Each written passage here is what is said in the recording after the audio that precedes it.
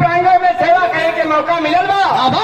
समझो लिहाजा मदम काले अजबिया कबौली मोले ताल बताल अपने बॉल के भीतर जाई जूता खाई के मार जब बनिए हर दोनों गलती हो जाए कि आप लोग क्षमा कर जाए काहे से कि हम बहन लइका लइका 3 महीना का दूध पियत हुआ। लेकिन कह नाम बा ए मास्टर एक औरत 4 लड़कन के जन्म देने बा। 4 लड़कन के चुन चुन के नाम रखले बा। पहिलका लड़का के नाम रखले रहे आयल, दूसरका लड़का के नाम रखले रहल चढ़ल, तीसरका लड़का के नाम रखले रहल कुदल और चौथे लड़का के नाम रखले रहल भागल। 4 लड़का के पाल के सयान कैले बा। आज जब बुढ़ापा आई बा मरे के काबिल बा, चारपाई पर सुतल बा, प्यास लगल बा, लड़कन के बुलावल चाहत है कि लड़का आवे तो हमके पानी पियावे। यह जौन जैसे हमार प्रोग्राम लगल बा यही जगह प्रोग्राम लगल हमारे, लेकिन वो प्रोग्राम बिरहा वाला लगल है।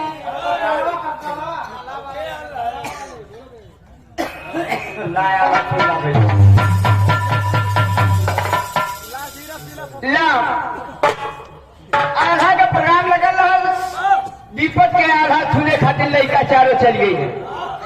और वही समय चोर चोरी करे बदे कोई बुढ़िया के घर में आके सेल लगावत बा।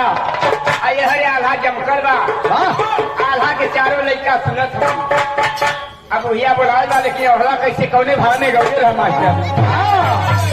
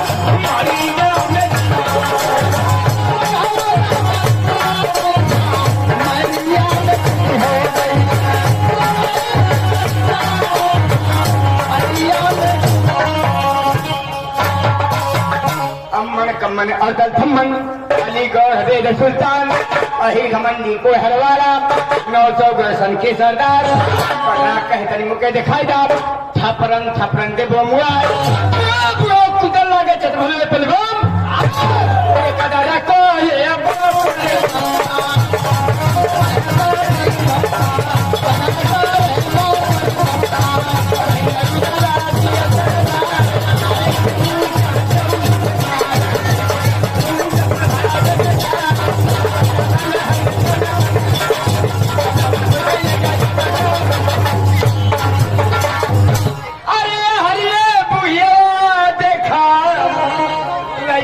के बोला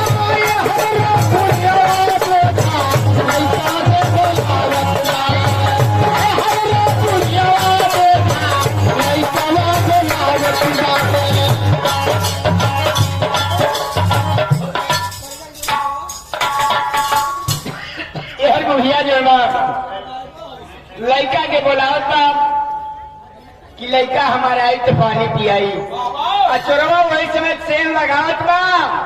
अब भैया महतारी अपने पहिलका लड़का के बुलाओ। कैसे बुलौले बा?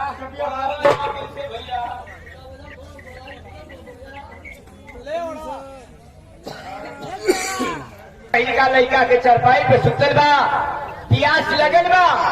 अपने पहिलका लड़का के बुलावत बा कि गाय के पानी पियाओ। कल ए बेटा आयल, ए बेटा आयल, ए बेटा आयल। जब चोरवा के काने आवाज गई तो चोरवा सोचल कि से बुढ़िया मुके देखत है, बाकी ना कहते कि चोर आयल है, ये कहते ये बेटा आयल। चोरवा कल जान बची ना, बुढ़िया देखत बा।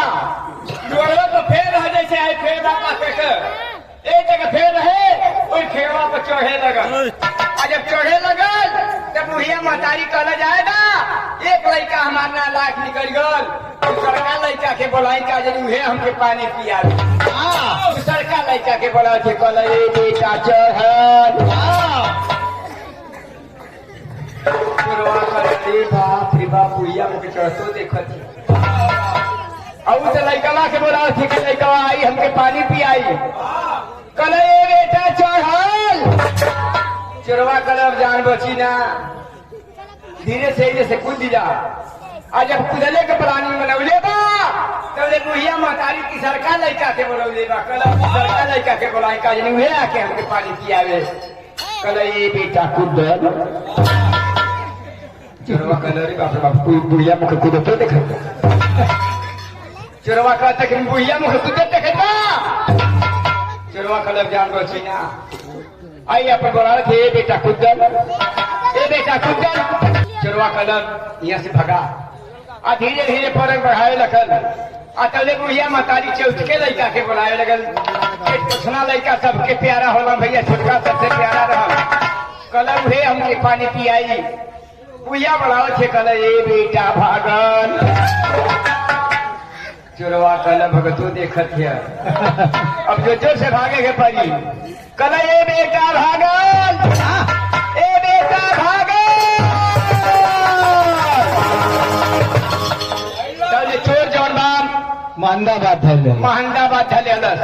जब भी नहीं भइल बा देखत बा लोग सेन कटल बा, लेकिन घर में कौनो नुकसान ना भइल बा। ते आपो लोग से प्रार्थना बा, जायज बात बा कि आपो लोग अपने लड़के के इसने चुन के नाम किया जौना से घर के कौनो नुकसान न होखे।